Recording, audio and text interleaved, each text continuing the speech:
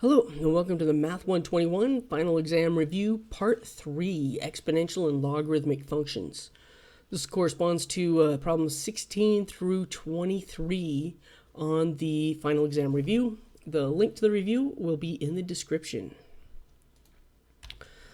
Alright, so number 16. For each function, we want to identify the type of function and give the domain and range using interval notation. Let's get a laser pointer here. So our function given by g of x equals 3x squared minus 20. The overriding operation here, what's going on with a variable? It's squared. So we call this a quadratic function. Because a quadratic does not have a denominator, a logarithm, or a radical, the domain is all real numbers. So negative infinity to infinity if we use interval notation. Because it's a quadratic function with a positive leading coefficient, this parabola will open upward.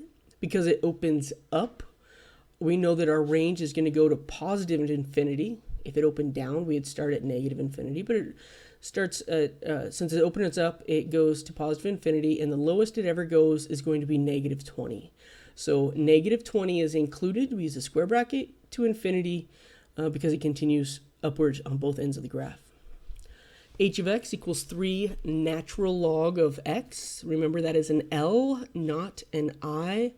Natural log function is a logarithmic function. The domain of a logarithmic function is positive values, so 0 and above, but we can't use 0.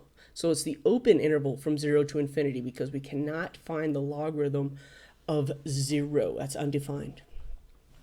But a logarithmic function has a range that is all real numbers. And we're going to talk about this when we get down to the bottom one. We'll come back to that. K of x is the absolute value of 2x plus 3 minus 8. Notice we kind of say the name of the type of function as we read it. 3x squared. Oh, the x is being squared. It's quadratic. Oh, the x has a logarithm in front of it. It's a logarithmic. Oh, the x is inside absolute values. It's an absolute value function. Oh, the x is in the exponent. It's exponential.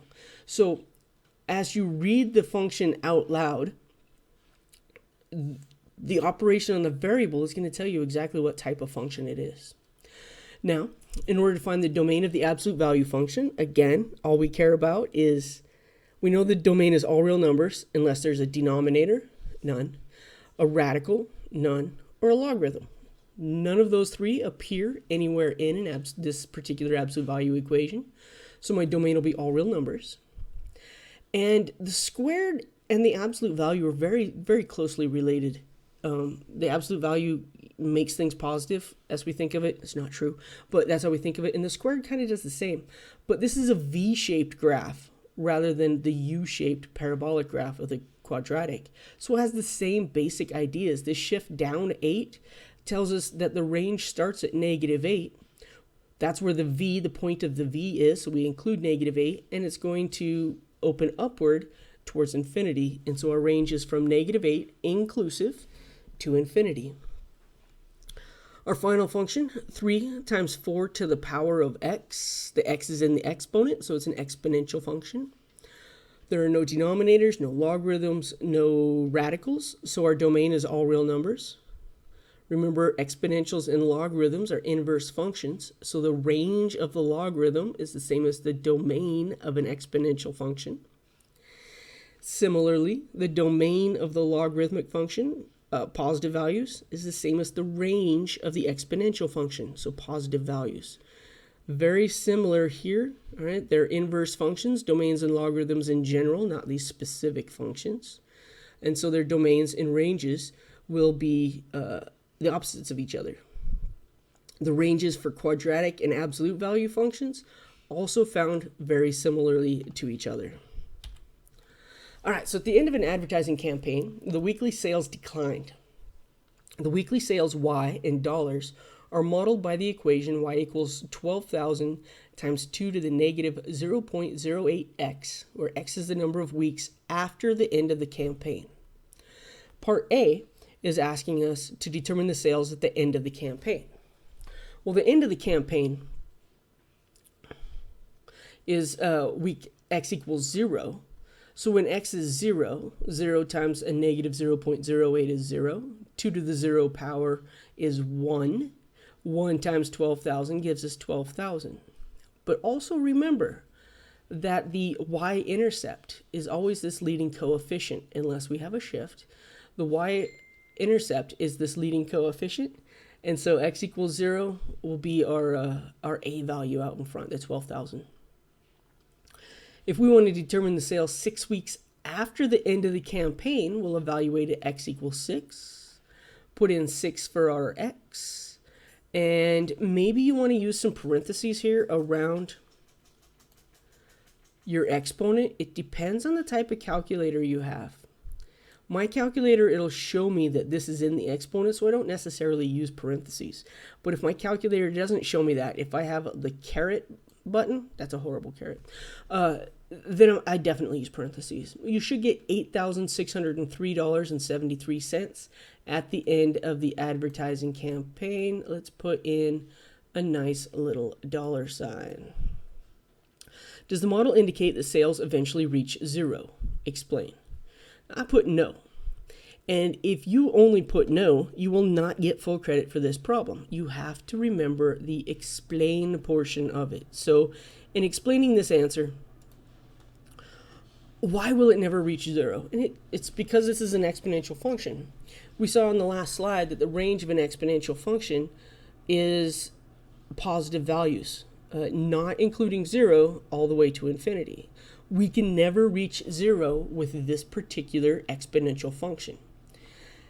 Now, if we put in a big enough x, say 100 weeks down the road, 2 years later, the amount of money made from this advertising campaign is going to be less than a cent. So will it ever reach $0? Yes, in terms of real world money. In terms of the mathematics, no, it never will. Problem 19. Solve each equation algebraically, show work. When necessary, round answers to 4 decimal places. I've only chosen 2 problems on part 19. All the answers are there at the back of the review, but I chose what I felt were maybe the most difficult of the 5, 6, 7, I don't know how many are there, problems for number 19. So we have part T, 300 equals 1,200 times 2 to the negative 0.1x. So when we're solving an exponential equation, our first step is always isolate the exponential part. So let's divide both sides by 1,200. When I divide on the left, I'll get 300 over 1,200. When I divide on the right, the 1,200s cancel out, and I just have the exponential part. All right, that's first step, always isolate the exponential part. Now let's simplify. 300 over 1,200 is 3/12, which is 1/4. And when I started this problem, I thought we were just going to be straightforward and solve it. But then I got here and 2 options popped in my head, and I thought, hey, this is a review. Let's go with both ways on this one. So I noticed that the 1/4 could be written with a base of 2. And the exponential part has a base of 2. So we could rewrite both with the same base, both sides of the same base. 1/4 is the same as 1 over 2 squared. And we can rewrite that with a negative exponent of 2 to the negative 2. Now that we have the left side written as 2 to the negative 2 and the right side as it is 2 to the negative 0.1x, we could use the one-to-one property of equality to say, since these 2 are equal with the same base, we can look at their exponents. If negative 2 equals negative 0.1x, divide both sides by a negative 0.1, and we'll get x equals 20. And this is a great method, but it's like factoring for quadratics. It only works in nice situations. This method, converting to exponential form, is like using the quadratic formula. This one works every single time. This particular example worked out nicer than I expected, so I could use the nice technique. Had it not worked out that I could write them in the same base and use the one-to-one property, this method, convert to exponential form, works every single time. So once we isolate the exponential part, we're going to rewrite. Remember the definition of a logarithm. A logarithm is just an exponent. In fact, negative 0.1x is, equal sign, the power, because that's all a log is a power, to which I raised 2. All right, so negative 0.1x is the power to which I raised 2 in order to get 1/4. So I could rewrite the exponential in logarithmic form so that I can isolate the x. We'll divide both sides by a negative 0.1. I want to show you this on the calculator real quick. If I'm entering log base 2 of 1/4 on my calculator divided by a negative 0.1, I have a couple of options. And my first option is to use the math button. And I could scroll all the way down, or I'm a shortcut kind of girl, I could scroll up, find log base. This allows me to put in the base. It allows me to put in my 1/4. If you want to use 0.25, that's cool. I don't need that one. Let's take that out. And then divide this all by a negative 0.1. And we'll find our answer of 20. It's the same answer we had over here. It better be. It's the same equation. But we can enter it in our calculator all at once. Or if you don't have this fancy log base button, remember the change of base formula. It's log of the argument divided by log of the base. So that's log of 1/4 divided by log of 2. And you can use common log or the natural log. Just be consistent with both of them. And divide this all by a negative 0.1, and we'll still get the same answer of 20. So whether you have the fancy button or you don't have the fancy button, or maybe you recognize this as a negative 2. Many different ways to solve this particular problem once we isolate the exponential part. I also wanted to look at part G from this problem. Part G is 2 natural log of x plus 7 equals natural log of 4x plus 10. In solving a logarithmic equation, our first step is going to be gather the logarithms on one side and move the constants to the other. So I'm going to subtract natural log of 4x from both sides. I have my logs on the left-hand side, 2 natural log of x minus natural log of 4x. Then I'll subtract 7 from both sides. So 10 minus 7 gives me 3 on the right-hand side. Now, after we gather all the logarithms on one side, constants on the other, we want to write as a single logarithm. When we write as a single logarithm, and I'll go through a detailed explanation of this in the next problem, but we're using it here. We use the power rule. This 2 becomes a power on the x, and we'll get natural log of x squared minus the natural log of 4x. Then we'll use the quotient property. Subtraction turns into division of the arguments, the natural log of x squared over 4x. And then simplify to get the natural log of x over 4, and that is all still equal to 3. Notice I started with 2 natural log of x minus natural log of 4x. Everything truly is an equality until we get to the 3 on the other side. We now have the natural log of x over 4 equals 3. Once the logarithm is isolated, we convert to exponential form. The natural log is a special base, right? It's the natural exponential function, base of e, Euler's number. 3 is the power I put on e, so 3 is the power I put on e to the third, to get x over 4. When we multiply both sides by 4, we'll end up with x equals 4 e to the third, and according to my calculator, when I round to 4 decimal places, that's 80.3421. All right. Now let's talk about that whole rewriting as a single logarithm and see where it really comes from. Here's a problem, number 20. 2 log of x plus 5 log of y minus 8 log of z. I honestly don't remember if this was A or B. I did not choose to do both of them. I chose one of them, and I chose the one that didn't have a base written because common log is easier to type, not easier to operate on. They're the same, but for typing, it's easier. So we used the skill in the last problem, but let's look at it step by step. In order to write as a single logarithm, we're going to use the power rule. And this power rule states that I can take this coefficient of 2 and rewrite it as a power on my variable. Take the coefficient of 5, rewrite it as a power, and take the coefficient of 8 and rewrite as a power on z. My line didn't quite make it. But that's how we get this power rule result. Notice this is an expression. There's no equal signs. I didn't use any equal signs as I did the work either. I didn't want to mistakenly try to solve for something when all I'm doing is working with an expression. I'm condensing or expanding or whatever the instructions say. So after we use the power rule, anytime we're writing as a single log, we start with the power rule.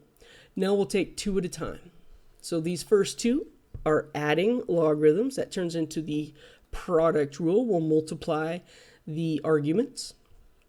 So log of x squared plus log of y to the fifth becomes log of x squared times y to the fifth. I still have my minus log z to the eighth here. Once that's completed, then we'll use the quotient rule. Subtraction turns into division.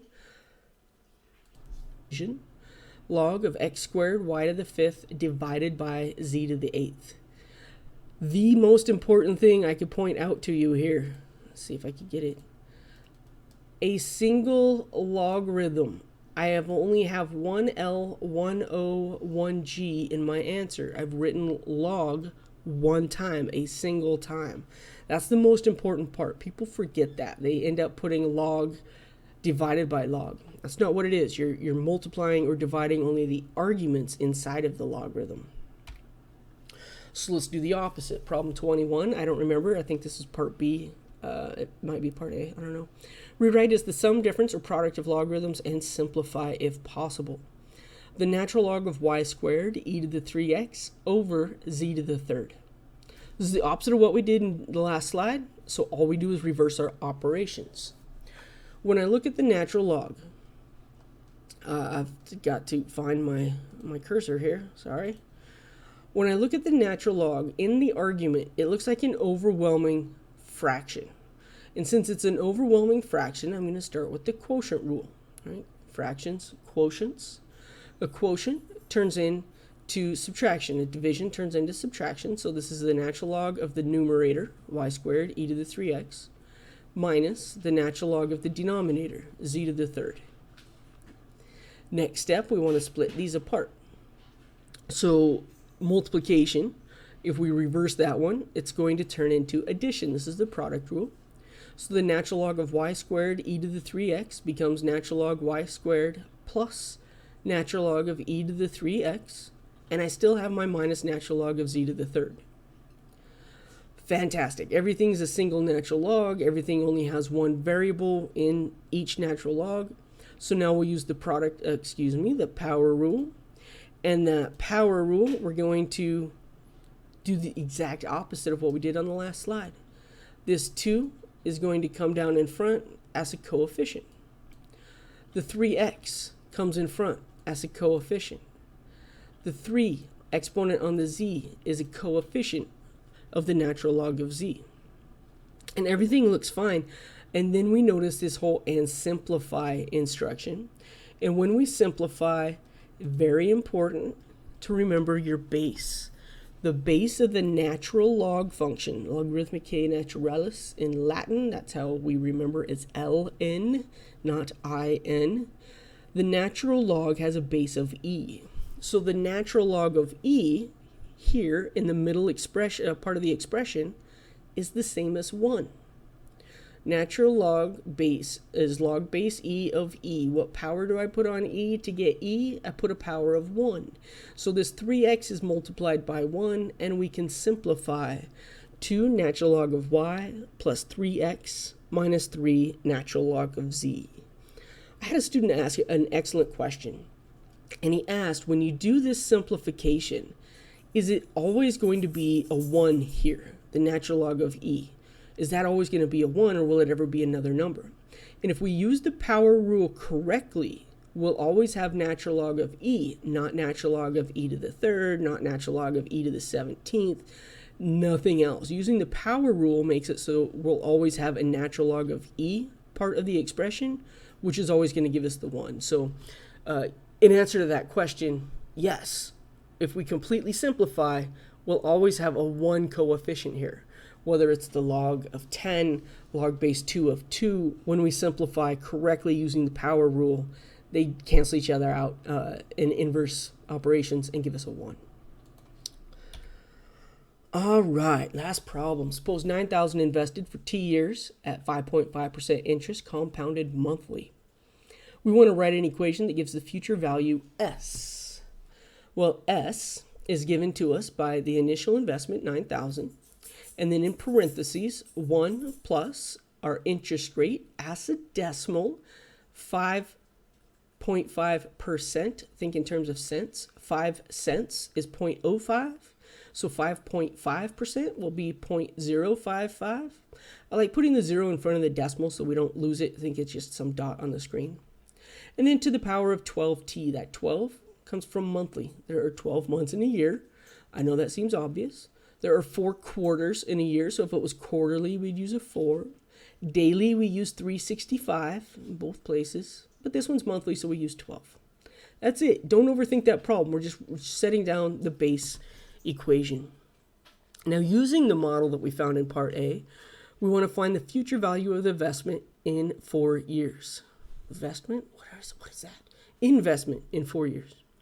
So when t equals 4, we'll enter this into our calculator. And again, I use parentheses for my exponent just to make sure. I actually typed 48 in because when I could do the division here or the multiplication here, less strokes in the calculator, less chance for error. But just if you have parentheses around the 12 times 4, you should be good. And we get 11,209.06. This is an investment. We're rounding to the nearest cent unless it tells us otherwise. But remember, my rule is if it starts with words, you need to finish it with words. So after 4 years, this account will have, notice the units, $11,209.06. Part C of the problem wants to know how many years it will take the investment to triple. Now, a couple of things here. First of all, the investment triples. An investment is tripled when the future amount S is 3 times larger than the initial investment. Here we have 9,000. Multiply it by 3. I get 27,000. So we could set this up as 27,000 equals, and then our expression, the 9,000 parentheses 1 plus 0.055 divided by 12 to the power of 12t. But what do we do when we solve an exponential equation? Our first step is always to isolate the exponential part. So we're going to divide both sides by 9,000. Does this number, let me see if I can get it there. Does this number look familiar? That's our triple. Right? It doesn't matter if it was 9,000, 90,000, or even $1. When we triple, it'll be 3 times as much. So the interest portion of our account will equal 3. Right? Triple. If it was double, this step would equal 2. All right. So whether you set it up with the specific information you have or go with the general concept, either way, we end up at 3 equals 1 plus 0.055 divided by 12, all to the power of 12t. Once we have the exponential part isolated, we convert to logarithmic form. We know that 12t is the power, because that's all a log is a power, that I put on 1 plus 0.055 divided by 12 in order to get 3. This base looks horrible. But if I were to put it into the calculator, 1 plus 0.055 divided by 12, I don't want to have to keep typing that decimal. I don't want to have to choose how many 3s I use. If I use the exact value in my work, then the calculator can deal with all of those decimals as it's doing the whole operation, and I only have to round at the end. So 12t equals log ugly base of 3. Divide by 12 to get this isolated. We can use our math button. Log base. The base is horribly ugly, but the calculator is good at horribly ugly numbers. It's faster than you, but it is never smarter than you. It's just a whole lot faster than all of us. And that's how I get the 20 years that it would take this particular account to triple. All right, that's it for part 3 of the review. Thanks for listening.